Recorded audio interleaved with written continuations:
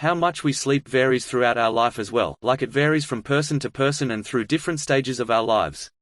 So as adults we should aim for between 7 and 9 hours approximately every night. But for example, teenagers can sometimes sleep up to 10 hours. And like a lot of people say, teenagers are lazy. But actually, there's a lot of research out there to say that there's a lot of growth and development that happens in the teenage years. So they do actually require to sleep for a longer period of time for their bodies to recover. And I guess it's similar to like babies and infants because, of course, you know, when a brand new baby is born they sleep for like 15, 16 hours a day. And that's because there is a lot of growth and development happening at that time. But at any stage of life getting enough sleep is important. In terms of like functioning, when you are tired and you've not had enough sleep, it definitely has an impact. If that's a continuous thing that night after night after night, it can really start to deteriorate your mental health and your well-being. And I think that's sometimes that we don't always recognize.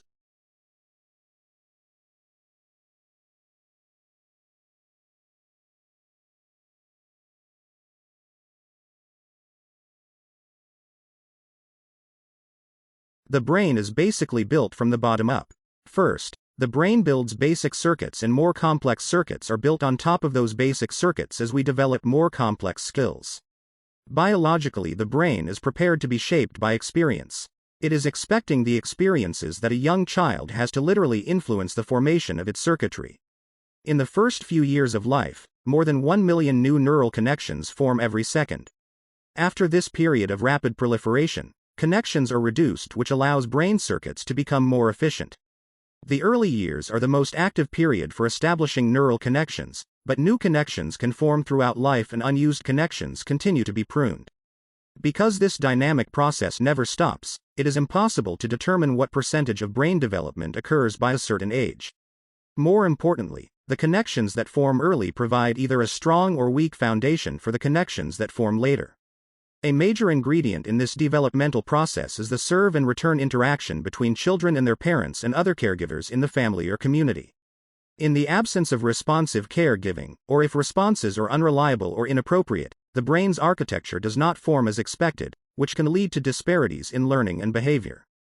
Ultimately, genes and experiences work together to construct brain architecture.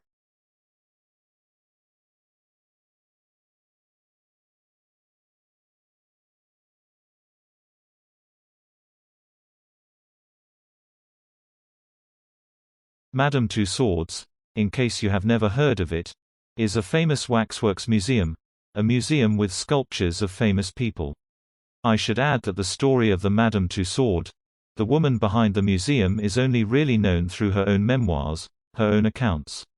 A lot of it can't really be verified elsewhere.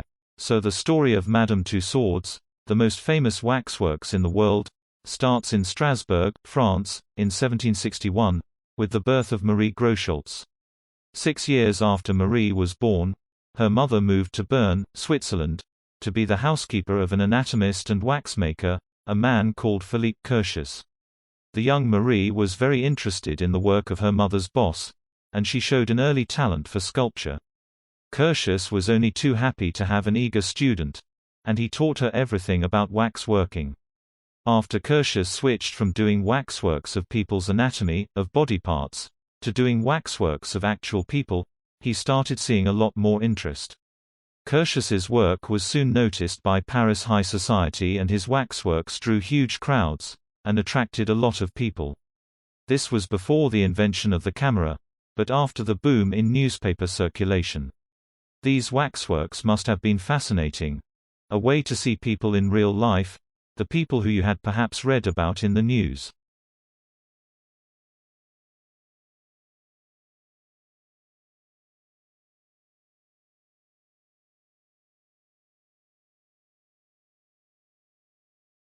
Presenting information clearly and effectively is a key skill in getting your message across. Today, presentation skills are required in almost every field, and most of us are required to give presentations on occasions. While some people take this in their stride, others find it much more challenging. It is, however, possible to improve your presentation skills with a bit of work. You will present better if you have prepared effectively. This does not necessarily mean that you have written out your speech verbatim and rehearsed it until you know it off by heart, although that might work for some people. It does, however, mean that you have to be confident that you are saying the right thing, in the right way, to the right people. You need to be clear about your audience and your message.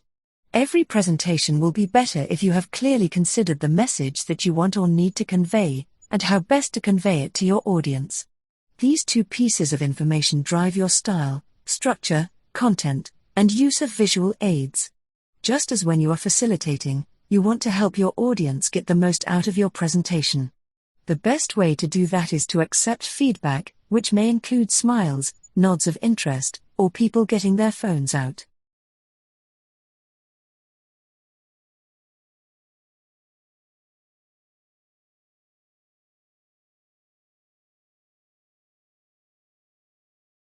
The absence of women from science is not just the absence of participants.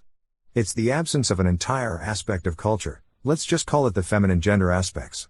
So, in the 18th century, women were systematically pushed out of science as it was shaping into a new profession, and at the same time, science distanced itself from qualities which were then defined as feminine and devalued. The scientific revolution, the Big Bang in the history of science, was really about privileging certain ways of knowing over other ways of knowing. So I'm not suggesting that women have biologically different ways of knowing, but because there are gender divides in society, men and women have very different social experiences, and I think that women tend to ask different questions and take different approaches to science. If we ask about sex and gender analysis, do we discover something new? Do we enhance innovation? That's really the key question now. What we did in the project was to try to find out how sex and gender analysis actually led to something new. So we're summarizing and handing people these outcomes.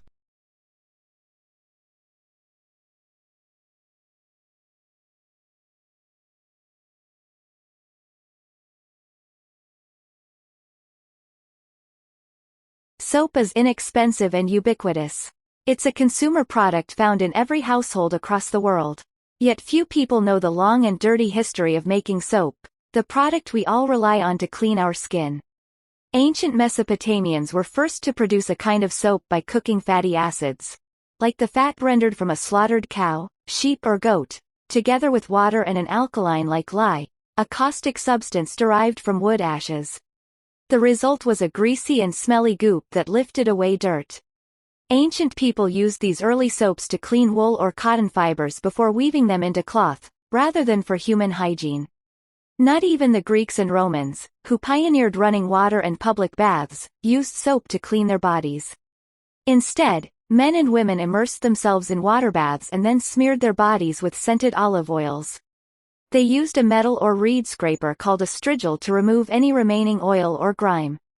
By the Middle Ages, new vegetable oil-based soaps, which were hailed for their mildness and purity and smelled good, had come into use as luxury items among Europe's most privileged classes.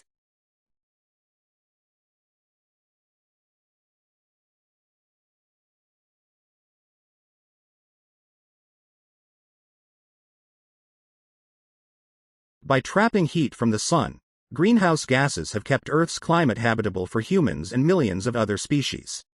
But those gases are now out of balance and threaten to change drastically which living things can survive on this planet.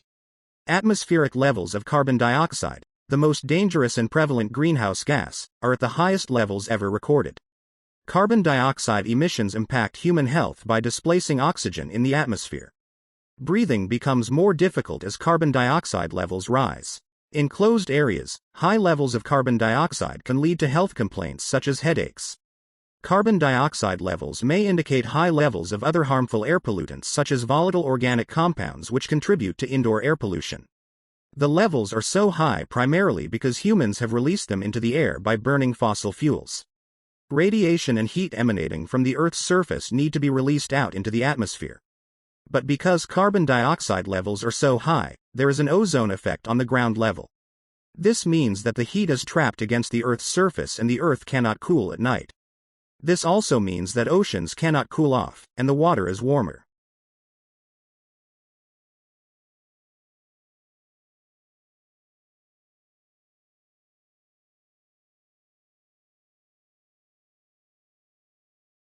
The name 3D printing involves anything that uses a computer model to generate a structure.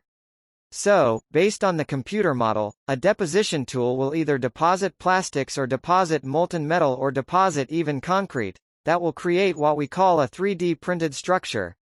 Well, 3D printing started in the 1980s. At that time, it used to be referred to as rapid prototyping, where companies were able to use it, for instance, to visualize the shape of the component they're about to make. But then during the last 10 years, the technology has evolved from the prototyping level to the manufacturing level, specifically when it started to move from plastics to metallic materials. Some people of course have interest in using 3D printing to print homes for instance, and that's where the future is going to be like.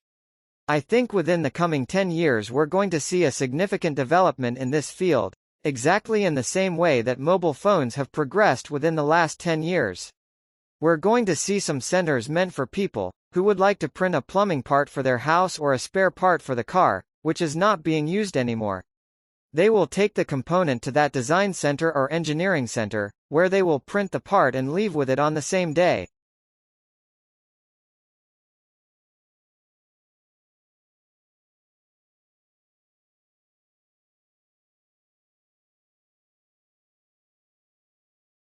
All children without any exception should have access to a literature adapted to their age group, so as to reinforce their awareness of both their culture and their environment, which will allow them to develop on emotional, linguistic and intellectual levels.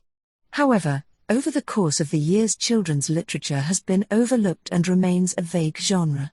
Children's literature can be defined as an artistic creation with a clearly delineated audience in mind, which are children. Conceptually, this literature should go further than school reading books or educational articles do, as it is a genre which aims to create very particular work. However, it would have to consist of a deviation from literary classics, which are themselves extensions of what has preceded them, and aim for a simpler language, addressing the individual needs of children, and shouldn't be merely used to support the syllabus. The aim is to create a form of expression adapted to children's perspectives.